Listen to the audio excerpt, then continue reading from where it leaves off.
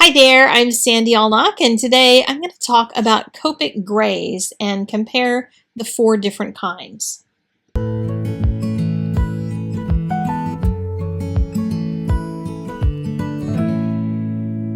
If you own my Copic hex chart, then you know that the second page is all the grays.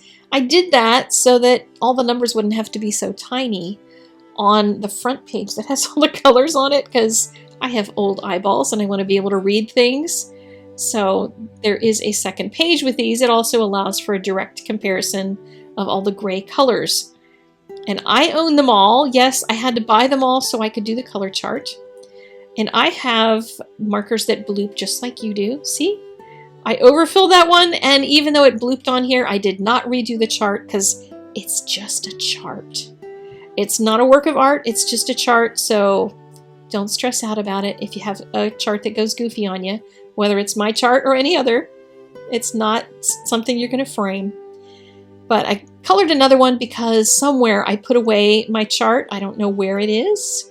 It's hidden in my studio somewhere, but for this video I wanted to be able to show it to you, so it was time to color a new one. I generally color new charts about every year anyway because the colors do fade because they're alcohol ink. They're not permanent. So let's look at the grays. There's cool grays that are bluer, there's warm grays that are browner, and then the neutrals are somewhere in between. But there's not a whole lot of difference between them. There really isn't. I don't find them to be particularly valuable unless something else runs out of ink. There are some places in here that are interesting. The 5s tend to go darker and lighter. That's when the 4s and the 5s, there's splits in them. The neutrals and toners tend to be darker grays than the cools and the warms. The cools and the warms also have a 00 in them. And the 110 and the 100 black, basically the same color. So don't bother getting both of those. Now on my stamped image, I had two or three bloops of color that I uncapped something and it splurged on everything, and I didn't worry about it. I just let it be there. I'm going to use it as part of my design. And I'm going to do this little dust bunny from the Trinity Stamps Dust Bunny stamp set. And I'm going to color him in all the different grays. So I'm using a number 5 and a number 2. First was the neutrals, now is the toners. And then I'll use the cools, and I'll put the warm on the ears and the feet, etc. And you can tell there is a difference. The toners are definitely on the warmer side. They've got a little more brown to them. And the cools, which are is this one, are definitely toward the bluer side. And I know a lot of people can't visually see the color. I don't know how to explain it more than that, other than showing them to you side by side. Maybe that helps in seeing the difference between a warm and a cool in terms of grays.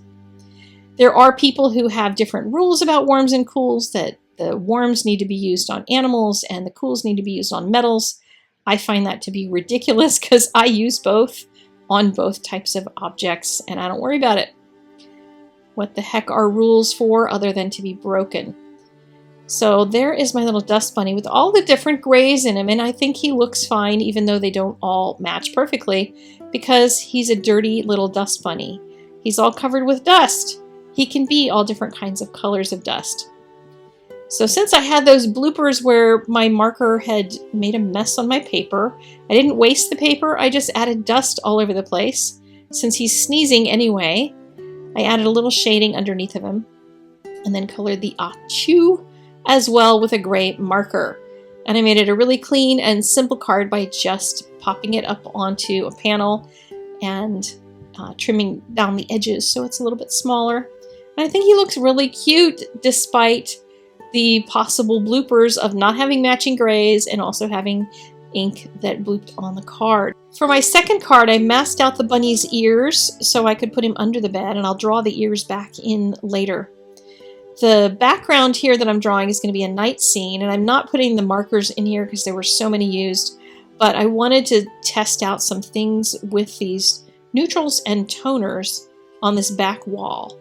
I wanted to see if I could go back and forth between neutrals and toners and would I be able to tell the difference between them. And I kind of couldn't. As long as I got the values right, meaning going from dark at the top, medium in the middle, and then back to dark at the bottom, I could blend them just perfectly easily. You saw on the chart, they're really similar colors. If I were to use cools or warms in here, it would be the same kind of a thing. As long as you get the values right, it doesn't really matter if you use warms or cools for the most part. And I'm getting into dark down here at the bottom. When you've got a window that light is coming in a night scene like this, the wall where the window is going to be, in general, the darkest part of the picture because you're seeing it against the light coming in the window. So you want to make that contrast really strong. So just getting them blended, and they worked out pretty well. I wanted to kill off a little bit of the light around the left side just because the glow from the window will hit the walls right around it maybe a little bit, but not a whole lot. Down at the bottom, I started using the warm grays just for contrast, so using it on the carpet. I have a medium gray here for the first part, going down to a dark and then to a black, so that I could put some shadows in here. I wanted to have a little bit of light in there so that the shadows from the rabbit and the bed and the slippers would show up. And that worked out really well. Nice and subtle when I put that last darker gray over top of it. And then for the bunny, I'm going to use all cools just for contrast. And the bunny is the focus of this, so I wanted the bunny to be viewable. He might be a little bit light, and by the time it's all done, maybe I should have gone back in and put a little more color in, but I really wanted him to stand out, so I didn't want to put too much in there. So just did him with a little glow around the outside edges, and the same with the slippers. The bed cover and pillow and blanket are all going to be done in warm grays, just to see the difference between those. And again, they're going to be dark as they're on the opposite side of the window. The window light is going to be hitting the top of it because it's coming from the back side of it, but there's not going to be much down the side of the blanket. I'm putting a lighter blanket on top of the bed, hanging down here. Just put a little texture in it, and I'll add some texture to the bedspread as well later on. And next up is going to be the window. So I'm going to use all neutrals in this just to see. I just debated whether to put the moon in the window itself, but I decided I wanted to play with curtains, and I didn't want to do the curtains and have to fight that along with the moon because that was going to be difficult enough. So I did a blend going from darker at the bottom toward lighter up at the top to try to get some sort of transition in the sky outside. I almost considered also putting branches of trees out there and decided against that since I had the curtains to deal with. So left myself without having to do too much. Just put some transitional color, and then I didn't even worry about blending it because I was going to be putting the curtains in. So got my structure of the window down, and then things went haywire. I wasn't too upset at the end that I had tried doing the shears this way, but it did not work the way I had hoped, because in the areas where I had done the light color around the outside edge of the window, it got really, really, really bright, and then the areas where I had all that dark in there really did not do much at all. And the wetter the paper is, the worse this is going to work, and I was working on really wet paper. Big fail, big problem.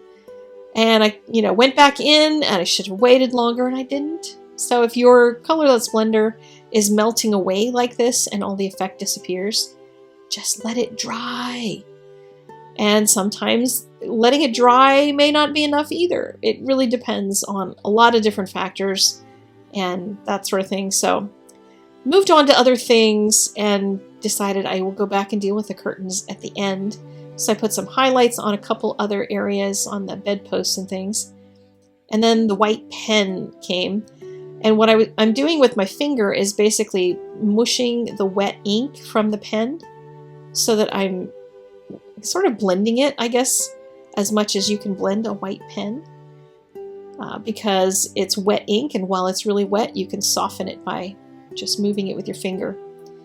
So I did that in order to make those sheer curtains look pretty sheer, and I think it worked really well. I think the fact that all that work was done with the colorless blender underneath was not necessarily such a bad thing, because it actually gives it a little more life the white pen on top is able to be the super highlights, and the rest is just grays.